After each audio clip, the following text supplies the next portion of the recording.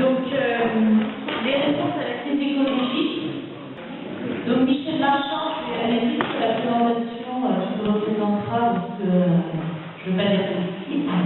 Donc, chercheur à l'IFREMER, l'Institut de recherche sur la mer et les milieux marins. Ça marche pas tout le temps.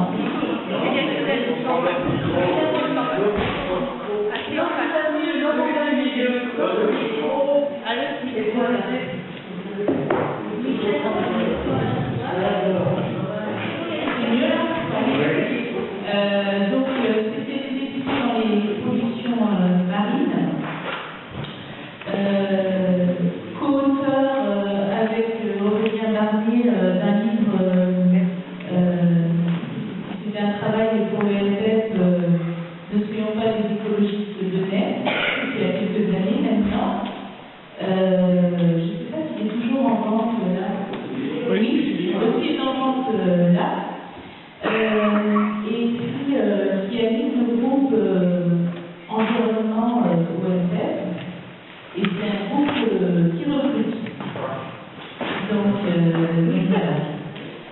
Quelques mots pour présenter le débat, donc les réponses à la crise écologique.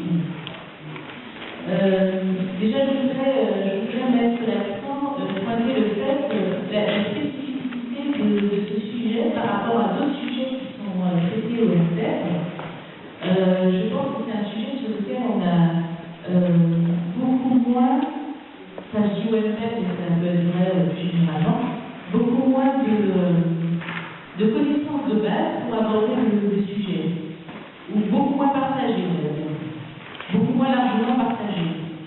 C'est-à-dire que, et ça c'est un problème, pour ensuite aborder l'analyse et les solutions.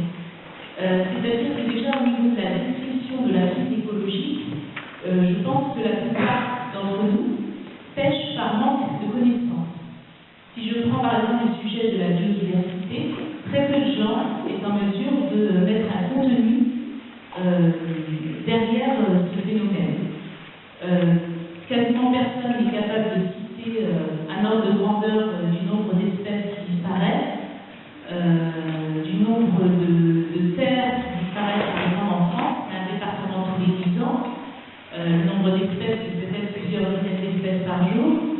Même quasiment personne n'est capable de citer une seule espèce qui a disparu au XXe siècle.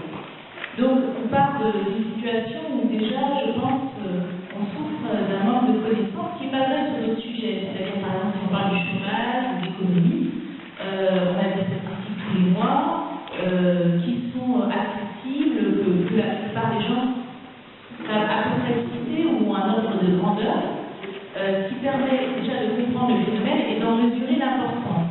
Alors que je pense que sur l'aspect écologique, les gens n'arrivent pas à mesurer l'importance du phénomène parce que tout simplement ils n'ont peut-être pas en tête la description, une description de base, pas forcément très détaillée, mais des ordres de grandeur sur ce qui se passe. Et forcément, du coup, au niveau de l'analyse, on constate également une pauvreté de l'analyse sur les causes du phénomène. Et donc, a fortiori, sur les réponses, dans le paysage politique, ça je pense que Michel va en parler, on a très peu de réponses. Et c'est assez différent, je pense, sur les sujets économiques et sociaux, où avec une grande partie des militants ou des partis, on peut se mettre d'accord au moins sur le constat, voire sur l'analyse, et des fois on diverge uniquement sur les propositions. Alors que là, je pense qu'il y a beaucoup plus de travail de fond à faire sur le point de départ et les différents thèmes.